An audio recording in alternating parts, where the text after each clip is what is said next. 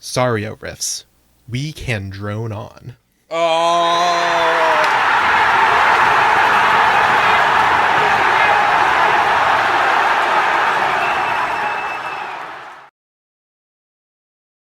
When I was editing the last episode, I was actually surprised myself and a little disappointed.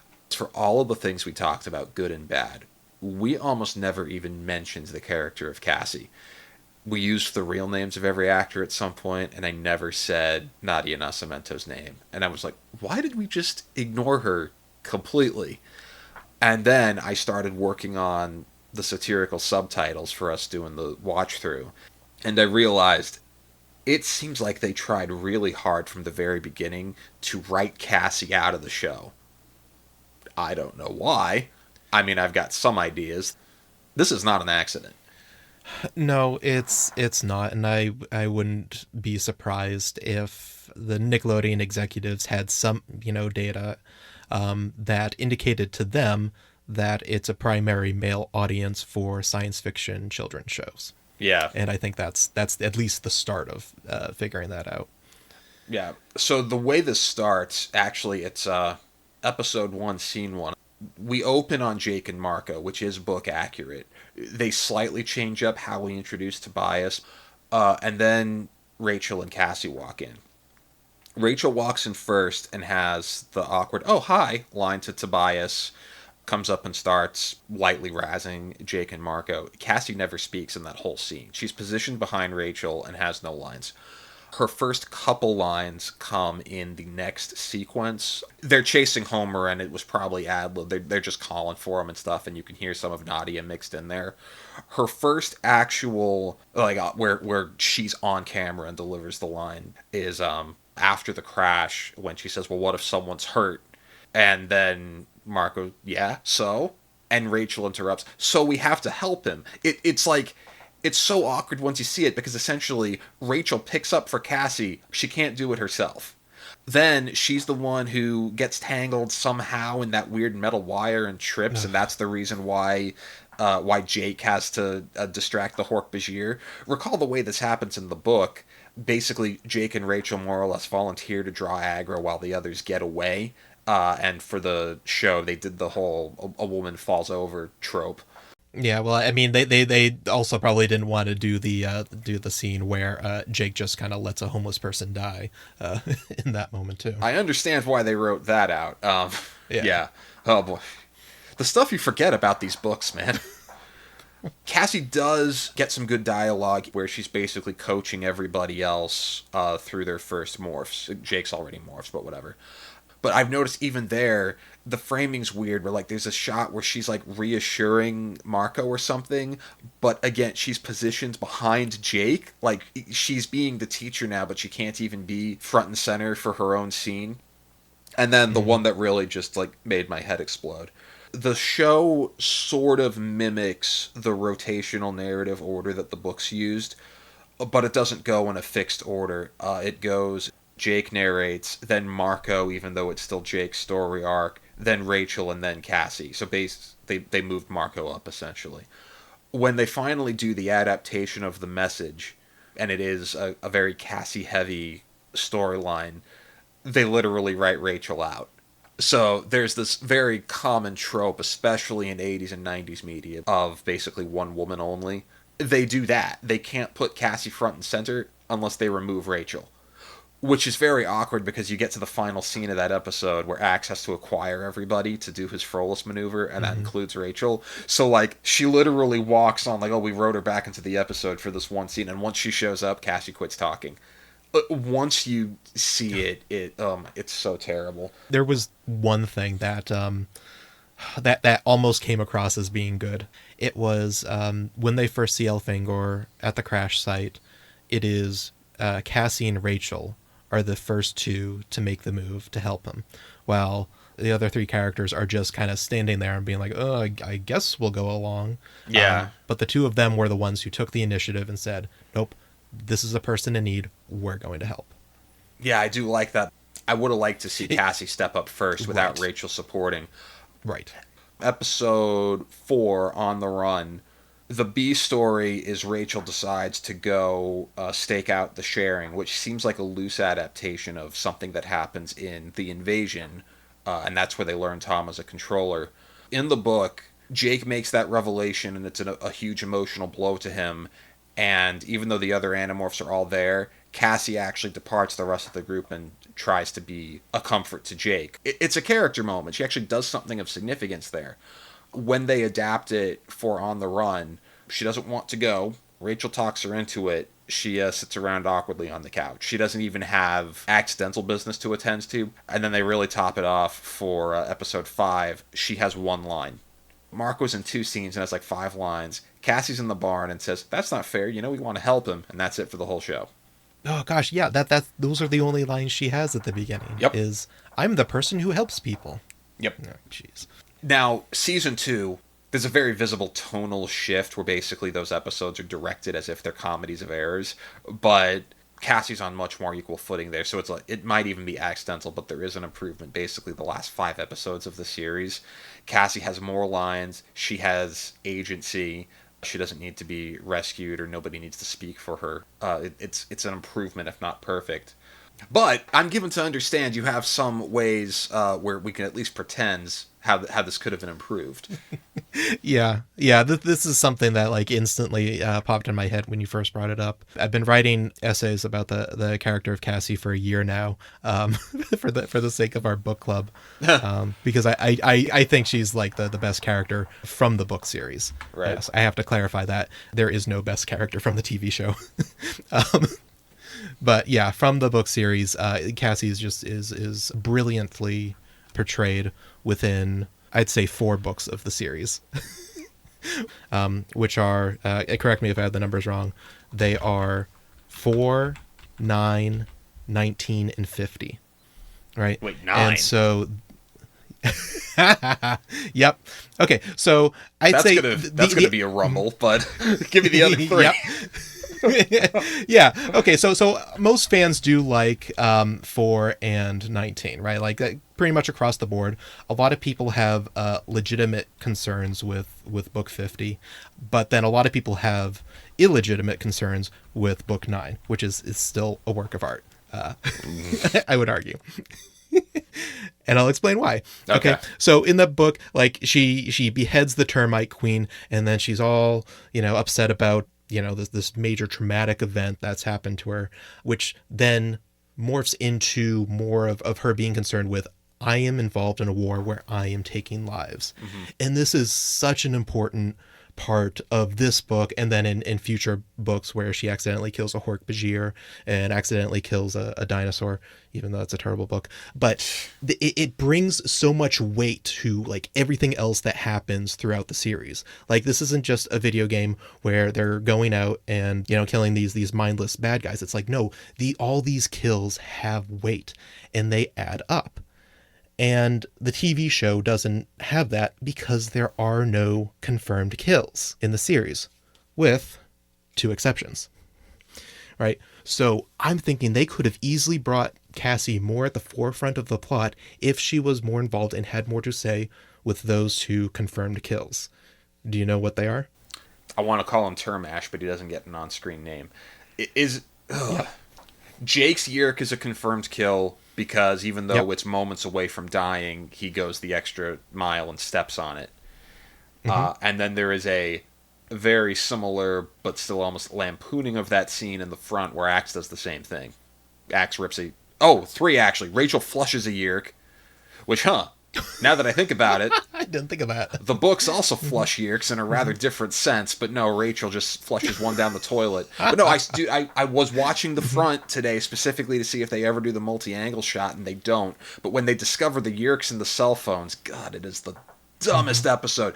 Axe rips it out and steps on it. And by the way, they never pick it up. The shopkeep should come in and see that at some point. Let's not worry about that. So I can think of 3 year confirmed kills, and then of course Elfangor dies on screen. That's the inciting event for the whole thing. So I'm aware of 4. What else you got? Okay, and the last one was the jacuzzi scene. Okay, so they boil the yerks alive in the jacuzzi. Okay, yes, and it's got the close-up of the woman going, "They're dead, they're all dead," which confirms it in a way that the book does not. Yes. Okay, when I was a kid, my parents owned a jacuzzi, and of course I was assigned maintenance on all of it. Dude, it takes 6 hours to heat a jacuzzi. Like, I'm wondering, unless the yerks are super, super vulnerable to the jets turning on, it is actually more reliably canon that they all live. But no, in the TV show, they die. All right, yeah. So the only two I was thinking of were the jacuzzi and then Jake stepping on the one. Okay, I didn't intend to correct you like that, but oh no, that's great. It's like I'm gonna weave this into a master theory that I'll publish in a 20-page essay later. Oh, beautiful. Now, if you want to count it, it's interesting. In the capture, there's the thing where Tobias is eating a mouse. And then they even have a line later when Jake's yerk is taunting him about having to eat like that, and Tobias is like, "I'm okay with who I am." So in the encounter, that's like Tobias's whole character motivation is the pain and trauma of coming to terms. In the TV show, he's just like, "Okay, I'm a hawk now, so I eat live prey. It's fine." So Tobias never kills a controller, but he does like kill animals as a way of life. Jake, Marco, Rachel, and Axe all kill yerks. Cassie is the only main character in the series who doesn't kill anybody. Mm-hmm. Exactly. And yeah, her whole character arc hangs on not just the killing, but the fact that more than anything, she wants to do morally the right or the rightest thing. And the war is putting these kids in situations where there is no morally good choice, including doing nothing, which this PG-rated kid sci-fi show could not do. Well, I would argue they could get close. They could get close to addressing this. It wouldn't be so much with action, but just having like a back and forth conversation, which they had the perfect opening and opportunity to do that. And they could have done that in the capture part 2. There was this pretty okay, decent scene in the capture part 2 where Jake's yerk and Cassie are having a conversation about a memory they have of when Jake and Cassie first met. Right. They're making this connection, although the connection is really, with Jake and his memory, and it's meant to manipulate Cassie. That's the intention behind that scene. That could have gone completely differently, or they could have added on to it, like have a completely different episode spring off from that scene, where it is Cassie just on the lookout, monitoring Jake, but then as the two of them are having this back and forth conversation, as it goes on, the yerk is slowly revealing more and more about himself or herself to Cassie, and then Cassie is learning to understand that they're not all evil, and that there is some good in this, and there's lessons that we can learn from each other, and maybe humans aren't good with everything they're doing too. And that yerk could even come up with a memory of the terrible things the Animorphs have done, including the jacuzzi scene that happened right before it. Yeah. And so you could have a spring off into a book 19 adaptation based off of the yerk that's in Jake's head. And then this all culminates in an end where Jake escapes, the other Animorphs, kind of sort of let him go. And then the yerk exits his head, he steps on the yerk, but then the emotional fallout of that is that Cassie is devastated. It's like, what did you do? We could have saved this yerk. It could have lived on in one of us as a voluntary host, and it could have, created a yerk peace movement of sorts. And no, we're not going to have that anymore because you just went and killed it out of rage. And it would have created this interesting dynamic and this thoughtful conversation. I was just wondering why they didn't do number 19. And you can just cynically say, oh, because it's a good book, so of course they didn't try to adapt it. But we talked last time about all of the budgetary issues that this show faced. In terms of what has to happen on camera, forget about the bit with the leopard. You don't need morphing. It's Cassie, and you need Karen. You can age her up a little bit, like they did for the main characters in the show. It's two people walking around in the woods talking. Why didn't they try that? It would have been so cheap. And then the answer is, well, they're two women, and the show's operating on a one woman at a time model. They had so many opportunities that they chose not to take. Yeah. Another possible reason that they never did 19 was because they decided to adapt the amnesia portion of Megamorphs 1. So we've already got an episode with two women in the woods. So that's too close, so we can't do the departure now. That makes me want to throw up. No, well. Justice for book 19. For real. Yeah, so I'm going to quickly go through these other two aspects of the message that weren't in the TV show episode of it, since they obviously can't, do an episode in the ocean. Right. But part of what was interesting about that book was that Cassie had a fear of the ocean. Yes, she loved nature, but she was just terrified of everything in the ocean. Yeah. And part of her character arc from that is learning that, all nature, deserves to be protected. There's beauty in this aspect of nature if you just have the right lens and you're able to empathize with the other creatures living in it. Right. And it's beautiful, it's subtle, it doesn't hit you over the head until they get to the talking whales. But I would argue it still works. There's still some scientific, basis behind that. Come at me, internet. Okay, so I was thinking they could have had something like that in the show where she could have acquired a morph of a creature that she had a fear of. And then maybe through a process like a Harith Illen event, she could accidentally be morphing into this animal that she fears all the time. And then by the end of it, by the final battle of the episode, she might be able to use the communication with this animal to help them win the battle. And then she learns the value in that. Something they could have done, they could have made a better adaptation of the bizarre transition of Rachel to Cassie in the reaction episode. Oh, God. It's like, I mean, it was, yeah, that was terribly done, but they could have made it slightly less terrible by just having, I don't know, some sort of connection to nature within that story, rather than, yep, this is a weird illness that happened, Oh, God. Okay, so the last type of book that I would want them to adapt is something along the lines of what happened in book 50. Not everything. There was some excellent, character development and interesting philosophies dealing with the building up of an army. And part of the reason why that book didn't play out, I think, the way a lot of people were hoping, is just that they took these children who had disabilities and they made them side characters instead of main characters. And I think the books would have gone a long way if they had just introduced this plot early on and then incorporated them, as series regulars. And then also not kill them all at the very end, which is just infuriating. Late series spoilers, everybody. Late series spoilers, but yes. Yeah, well, but it's like people should be spoiled on this ahead of time, just so they're not like just railing at how frustrating it is when they get to that point, because a lot of stuff that happens in that final arc is so good, and this is just a huge stain on that. There is good stuff in there, but you have to put the right lens on it and also be aware of the problematic issues with it. Okay, so obviously a TV show wouldn't touch this subject, in any way, right? The closest thing you could get to it that in their minds would be politically correct would be to focus on Mr. Perkins again.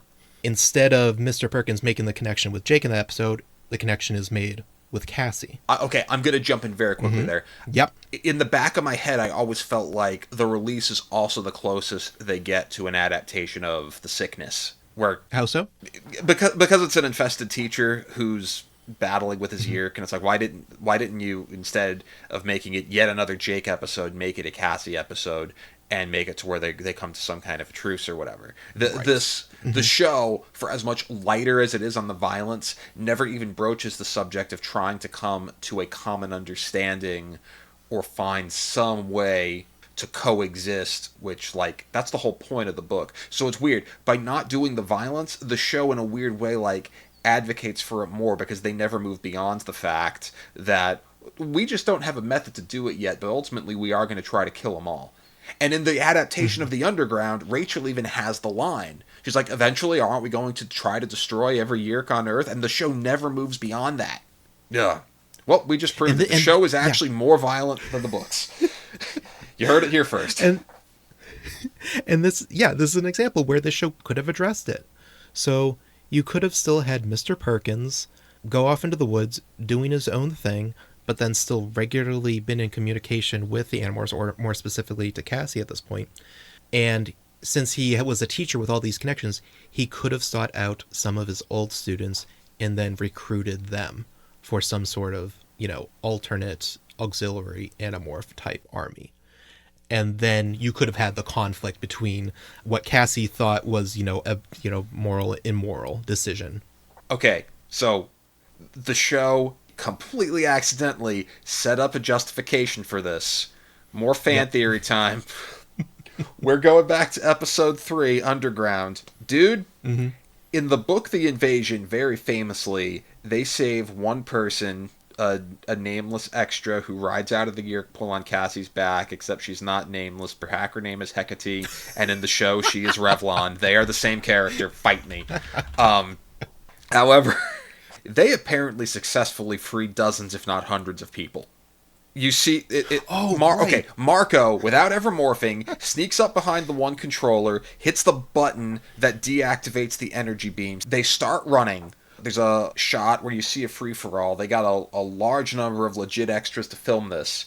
You see all these people running.